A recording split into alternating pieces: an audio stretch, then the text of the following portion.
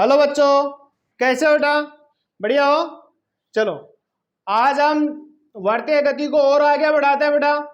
और आगे बढ़ाकर हम पहुंच चुके हैं कोणीय त्वरण पर। कहां पर पहुंच चुके हैं बेटा? कोणीय त्वरण। कोणीय त्वरण और बेटा इसको अल्फा से रिप्रेजेंट किया जाता है और इसके ऊपर तीर का निशान लगाया जाता है। इसका मतलब क्या है? कोणीय त्वरण एक सदिश राशि है। कैसी राशि है? सदिश। चलो इसकी डेफिनेशन देखते हैं बेटा। कोणीय त्वरण होता है कोणीय वेग में परिवर्तन की दर को कोणीय त्वरण कहा जाता है। कोणीय वेग में परिवर्तन की दर को कोणीय त्वरण कहा जाता है, यानी कि alpha equal D omega upon D T. Alpha equal क्या हो गया? D omega upon D T. मात्रक की बात करो बेटा, इसका जो मात्रक होता है वो है रेडियन पर मीटर स्क्वायर। क्या होता है? रेडियन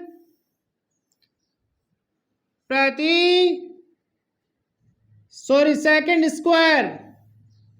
रेडियन प्रति सेकंड स्क्वायर। इसका वी में फॉर्मूला होता है am naught L not T minus two. ये इसका वी में फॉर्मूला हो गया, am naught L not T minus two. कोणीय त्वरण कैसी राशि है? सदिश।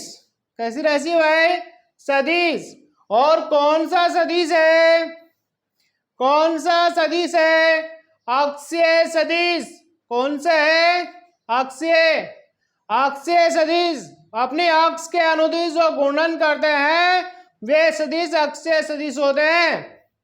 नॉर्मल भाषा में समझो, रफ ऐसे देख लो बेटा, जिसके नाम से पहले कोणीय लगा होता है वो सभी राशियां अक्षीय सदिश होती हैं। ठीक है, चलो आगे बढ़ते हैं। हम कोणीय त्वरण और रेखीय त्वरण में संबंध स्थापित करते हैं। देखो बेटा, कोणीय त्वरण अल्फा और रेखीय त्वरण स्मॉल ए, इनमें रिलेशन क्या होता है? Small A vector equal alpha vector cross are vector. ये अल्फा क्या है? ये अल्फा है कोणीय त्वरण। आर क्या है? ये है स्थिति सदिश। क्या है भाई? स्थिति सदिश। ये हो गया बेटा रेखीय त्वरण का फॉर्मूला। ठीक है, तो हम बेटा इससे संबंधित और क्वेश्चन देखते हैं।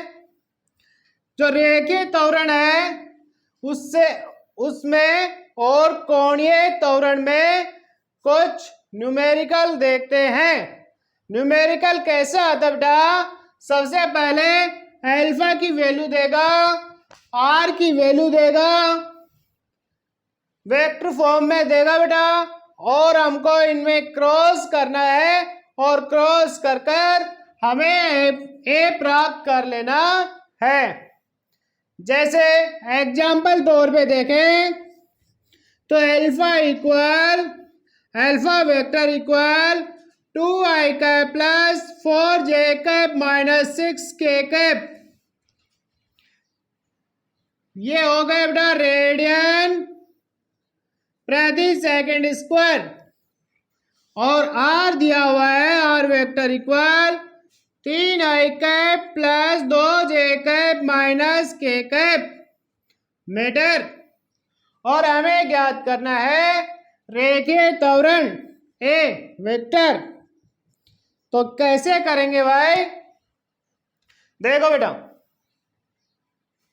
सबसे पहले हम मान रख देंगे a vector equal alpha cross are vector, ये एक सदिश गुणनफल है और इसमें क्रम विनिमय नियम का पालन नहीं होता है। क्रम विनिमय नियम का पालन नहीं होता है, यानी कि हम क्रम का विनिमय नहीं कर सकते हैं, तो हमको क्रम चेंज नहीं करना है। इसलिए जो राशि पहले है उसका मान पहले, बाद वाली का बाद में रखना है। चलो रख लेते हैं। अल्फा की वैल्यू दी हुई है 2i cap plus 4j cap minus 6k cap cross 3i cap plus 2j cap minus k cap. अब हमें इनमें क्रॉस करना है बेटा। क्रॉस करने के लिए सारणिक रूप सबसे अच्छा रूप होता है, तो हम सारणिक प्रकार से इसको सोल्व कर लेंगे। देखो बेटा कैसे सोल्व करते हैं, बहुत सिंपल तरीके से अपना आंसर हम प्राप्त करते हैं। यानी कि ए वेक्टर इक्वल सारणी बना लेंगे बेटा ऐसे, ऊपर आई कैप जे कैप और के कैप लिख लेंगे। सबसे पहले अल्फा की वैल्यू लिखेंगे बेटा, फिर उसके बाद में आर की वैल्यू लिखेंगे। तो अल्फा की वैल्यू बेटा आई में 2 है, जे में 4 है और के में -6 है। इसके बाद में आर की वैल्यू लिखेंगे बेटा, आई में 3 है, जे में 2 है और के में -1 है। ठीक है, देखो भाई अब हम इनको क्रॉस गुणा करते हैं। क्या करेंगे? क्रॉस गुणा। कैसे करेंगे? बहुत सिंपल तरीके से। सबसे पहले हम आई कैप की वैल्यू निकालते हैं। जब आप आई कैप की वैल्यू निकालो तो बेटा जो आई कैप वाला है ना, इनको ढक लो। ठीक है, मतलब इन मानों का कोई प्रभाव नहीं पड़ने वाला। अब जो हम वैल्यू प्राप्त करेंगे वो जे और कैसे करेंगे। तो सबसे पहले आप ये देखो कि आई कैप की पॉजिटिव वैल्यू कब आती है। आई कैप की पॉजिटिव वैल्यू जे को हम कैसे क्रॉस करेंगे बेटा, और नेगेटिव वैल्यू के को जैसे क्रॉस करेंगे। ऐसे आप क्रॉस करोगे तो क्या आ गया, 4 एकम 4 -4 माइनस 2 2 छिया 12 और ये किसका है बेटा -12। चलो ये तो आ गया, आई कैप की वैल्यू आ गई हमारे पास। अब देखो हम जे कैप की देखते हैं बेटा, प्लस जे कैप। तो जे कैप का मान निकालने के लिए हम जे कैप वाली जो राशियां हैं, मान है ना, उनको रख लें, उनका उपयोग नहीं करने वाले। मतलब जे कैप वाले को ढक लेते हैं। ढक लिया। अब हम जे कैप का पॉजिटिव मान कब प्राप्त होगा, जब हम के को आई से करेंगे। यानी कि के को आई से करेंगे जब जे कैप का पॉजिटिव मान आएगा। पहले के को आई से करेंगे, फिर आई को के से करेंगे बेटा क्रॉस, तो जे का मान आ जाएगा। यानी कि 36 18 माइनस का 18 -2 2 एकम 2। अब हम के कैप की वैल्यू प्राप्त करेंगे। के कैप की वैल्यू प्राप्त करने के लिए के कैप वाले को ढक लेते हैं और हम जे और आई में क्रॉस करवाते हैं। किसमें क्रॉस करवा रहे हैं? जे और आई में। तो इनको तो ढक लिया बेटा और जे और आई में क्रॉस कराएंगे। तो के का मान पॉजिटिव आई को जैसे करेंगे और नेगेटिव के लिए जे को आई से करेंगे। यानी कि 2 दूनी 4 और 4 तिया 12। देखो बेटा अब इनको हम सोल्व कर लेते हैं। तो ये तो माइनस माइनस प्लस का हो गया, माइनस का 4 प्लस का 12 कितना बचा, कितना बचा बेटा 8 प्लस का 8, तो 8 आई कैप। ये देखो माइनस का 18 माइनस का 2 माइनस का 20 हो गया, माइनस बी जे का एफ। ये देखो बेटा 4 प्लस का है माइनस का 12 है, तो माइनस का 18 के, सॉरी 8 के का, माइनस का 8 के का है। ये हमारे पास रेखीय त्वरण का सूत्र आ चुका है, सॉरी आंसर आ चुका है, रेखीय त्वरण प्राप्त हो चुका है बेटा। और इसकी जो यूनिट होते हैं वो है हमारे पास मीटर पर सेकंड स्क्वायर।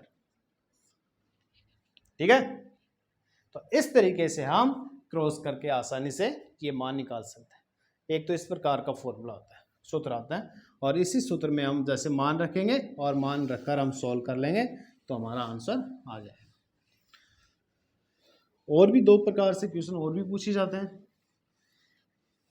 देखो हमें पता है कि ओमेगा इक्वल क्या होता है, D theta upon D T होता है।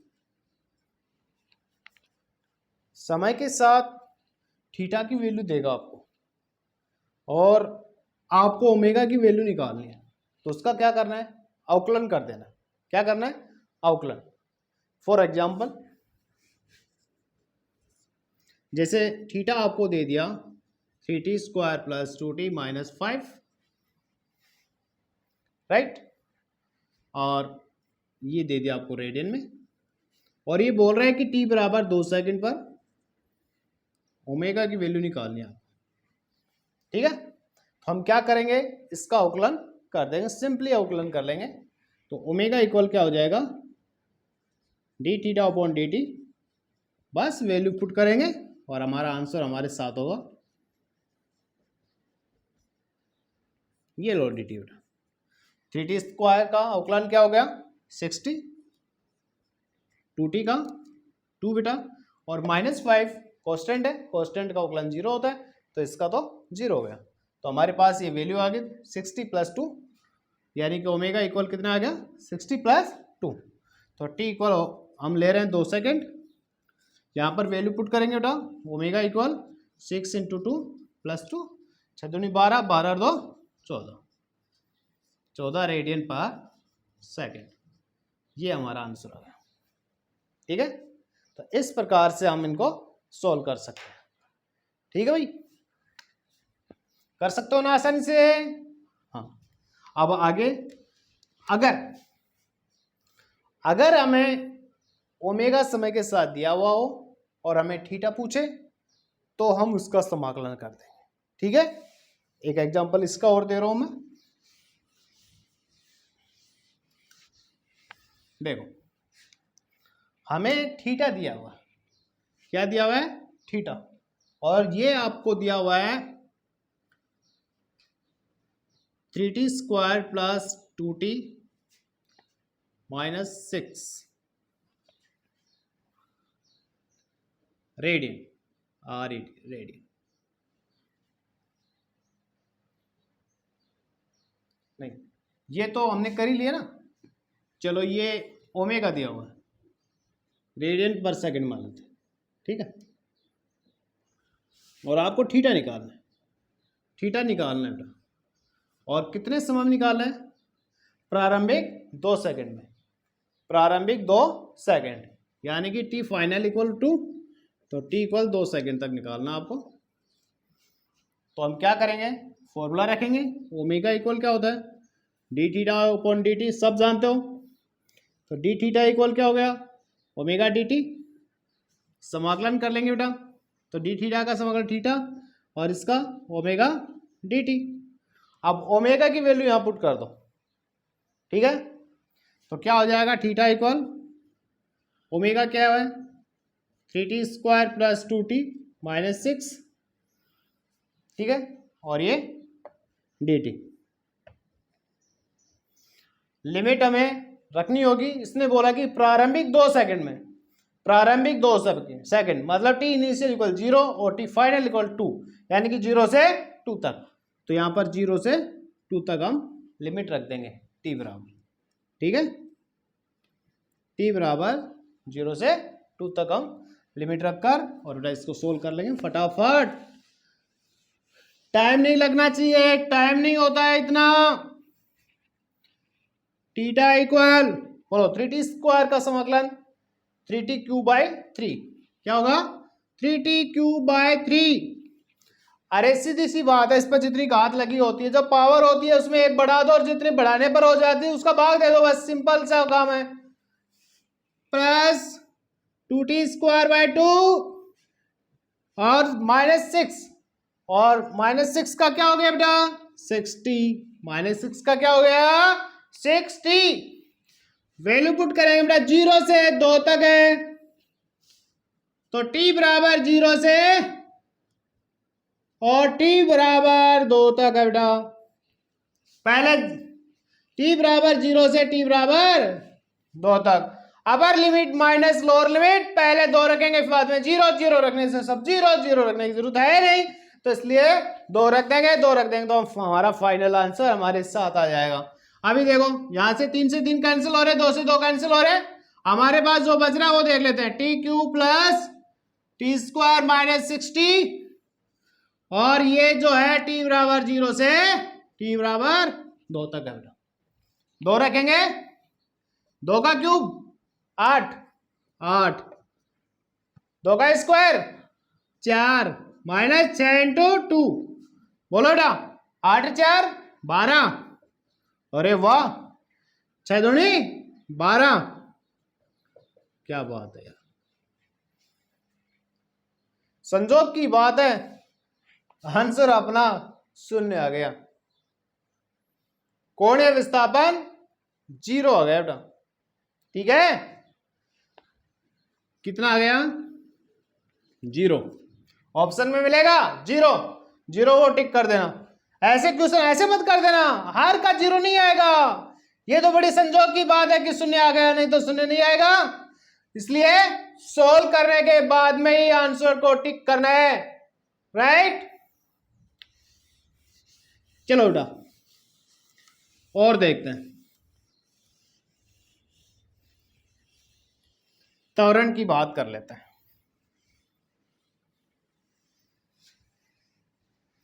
हमने कल